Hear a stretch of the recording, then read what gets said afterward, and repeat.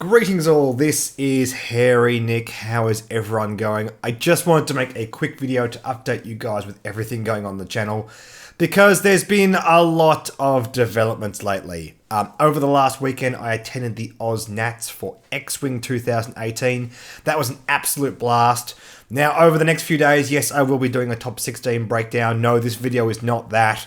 There's also a lot of things to talk about in terms of spoilers because someone in Poland, I believe, opened up the conversion kits for Wave 2 and posted it all on Reddit. That's all been translated thanks to all the people on Reddit, so that's awesome. I will be going through all of those with Justin, probably in the next couple of videos I post on the channel. In fact, in about half an hour, Justin will be arriving here so we can record those videos, so that will be awesome. And also, unfortunately, our last Hangar Bay video, which I usually post up on Sundays, got postponed. And look, given everything going on, I was originally going to post it today or tomorrow, but I've just decided to just call it a wash and go for next week because we simply have way too many videos to make. So that will return next Sunday. And yeah, I just wanted to make a quick video talking about Nats, what went on, talk about the list I flew, talk about the things I flew against. Just give a quick thanks to everyone that was there. So without further ado, a massive thanks to the guys over at Onyx Squadron for putting on such a cool event. That was really, really awesome. Thanks to all my opponents, AJ, Mitch, Matt, Ben. I'm forgetting several of them. There was a 6-round tournament on the first day for the Nats and a 3-round casual day on Sunday. So I'm forgetting half the players I played against. I'm sorry, I'm really bad at remembering names. A huge thanks to Rob for putting on the catch-up barbecue the day before. And all the people I met at that also. I haven't really had a chance to sort of meet all the guys from New South Wales before. And that was really, really awesome. A huge congratulations to Travis Foss for winning the tournament and to Mr. Tom Harper for being the runner-up. You guys did an awesome, awesome job. We'll talk about their list when we do the top 16 breakdown. But let's have a chat about what happened with my list. Because a lot of you guys have been asking on Facebook and the various community posts I've been doing. Basically, I went 3-3 on day one. The last round was a bit of a wash. I played a mirror match. And at that stage, I was 3-2. I felt like I probably could have won that game.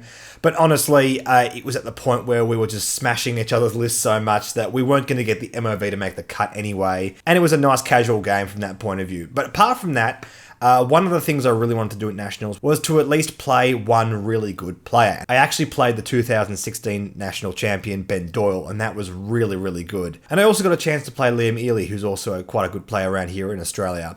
And that was really, really cool. I lost both games, but I learned quite a lot in both of them. Now, the list I flew, because a lot of you guys have been asking that, Boba Fett, Debris, Gambit, Marauder, and Han Solo, Payload Godali, Trickshot, and Multi-Crow title, and Forlom with Advanced Sensors and the Mist Hunter title. And this is really, really cool. I really dig this list a lot. I've tried a lot of these elements in various other lists, and basically what I've found more often than not with the Scum faction is it's very difficult to sort of lean on strategies that make pilots interact with each other in terms of your friendlies. It's really more of a rebel thing at the moment. And we just really seem to benefit from going for the good stuff list, as in the lone wolf style list that rely on each pilot functioning quite well by themselves. Having said that, yes, Forlom and Paylob do offer a nice bit of control, and Boba Fett can capitalize off that. But Forlom and Paylob are actually both capable of taking on ships by themselves, which is what I'm talking about here. Now, in terms of these individual builds, I've found more often than not with X-Wing 2nd Edition that focusing on good pilots is more important than focusing on stacking up a heap of upgrades.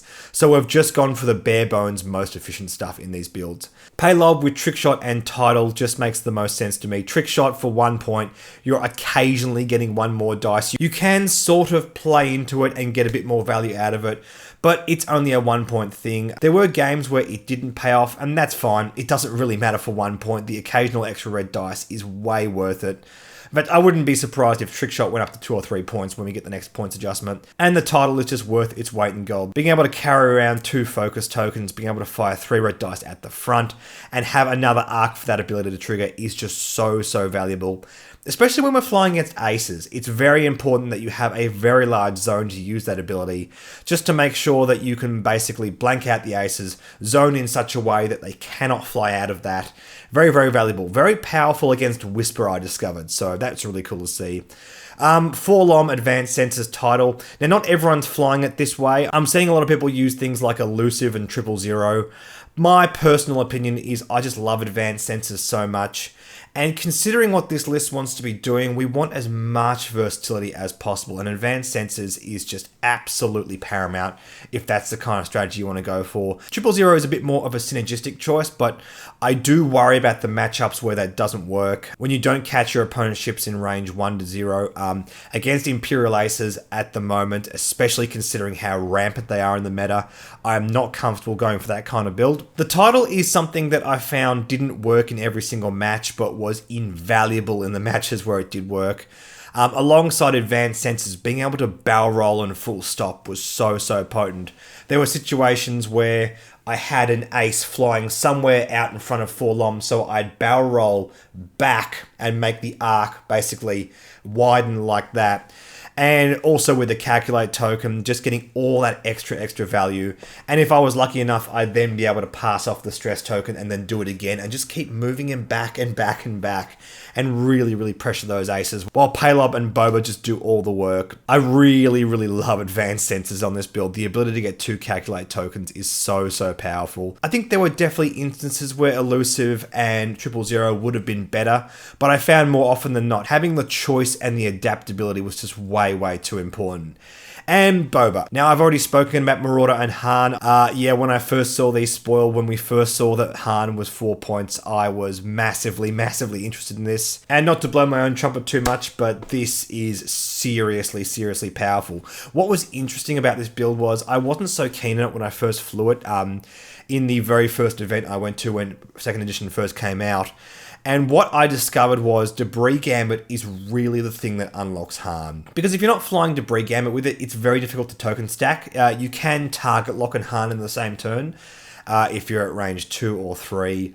But ideally, you want to get Boba into range 1, and you've already got a reroll at that point. And at that point, a target lock is less valuable because the more and more rerolls you have, the less value they have ultimately. So what I found with Debris Gambit is the ability to evade and Han in the same turn is so good. I really love the new design of Debris Gambit. I think it's way better than it was in 1st edition. I think it is a way more relevant upgrade. And flying close to rocks when you're initiative 5, you have a native boost, is actually very easy to pull off. Being able to set up yourself turns in advance with a medium base ship with that boost, making sure the next turn you're in the right spot so you can Han evade or Han and target lock sometimes if you have to in a pinch. At that point, the red reinforce is basically useless, I've discovered on Boba. I was never a fan of it because you can't reinforce then Han in the same turn. Or if you do it, then you're stressed and it's more difficult to clear that stress the next turn. And I don't feel like the upside on the red reinforce is that significant enough. I do feel like it is on Han because you also get another action, and that's okay. Plus it's a focus, so you're improving your offense as well as your defense. Han was able to adapt to a lot of different situations.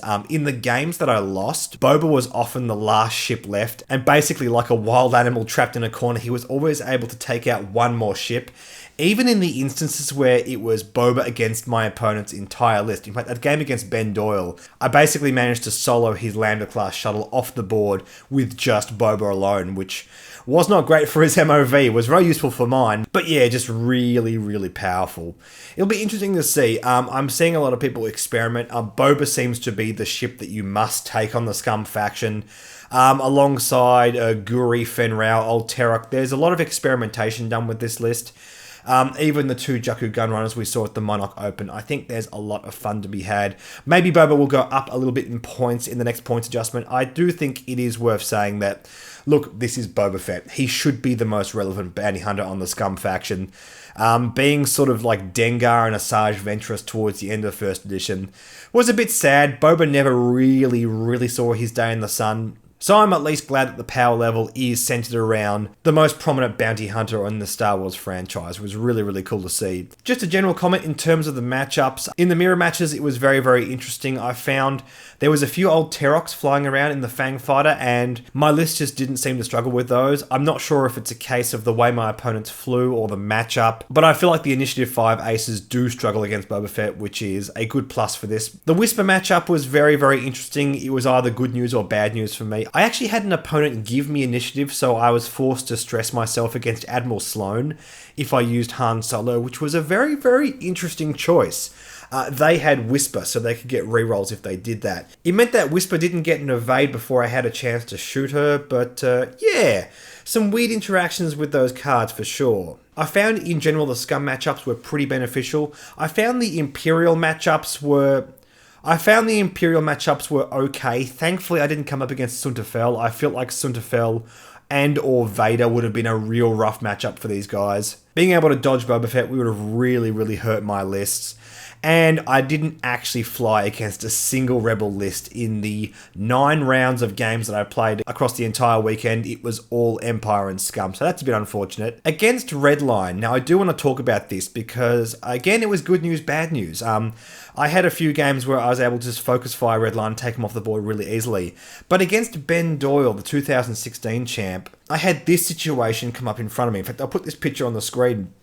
I took pictures of every one of my games, and I'm very glad I got this moment against Ben Doyle because it was very much a deciding factor. If you can see Redline coming down here on the left against Paylob and Forlom, what I did here was I went 1 forward with Paylob and then 1 forward with Forlom to bump into the side of him to try and force a greater range on Redline so he wouldn't have that range 3 shot. Unfortunately, I just didn't quite call this right, and Redline was able to boost into range and fire proton torpedoes, and that was pretty much the game at that point. But I find the versatility of Redline to be a real problem for my list at the moment. I don't think he's broken or anything. Maybe he'll get a slight point increase. I think that's probably fair enough given how the meta's shifting at the moment. But if you let Redline get that Alpha Strike off unanswered, it's very difficult to come back from that. Alternatively, if you can counterflight, it's very easy to take him off the board because he doesn't have a whole heap of defense. So that is something worth thinking about in my future games. But yes, just want to reiterate, it was an absolutely amazing weekend. It was really cool to be there, watch the top 16 cart firsthand, play against all these really cool players, actually play a major tournament in 2nd edition. I'm so happy with the direction of the game at the moment.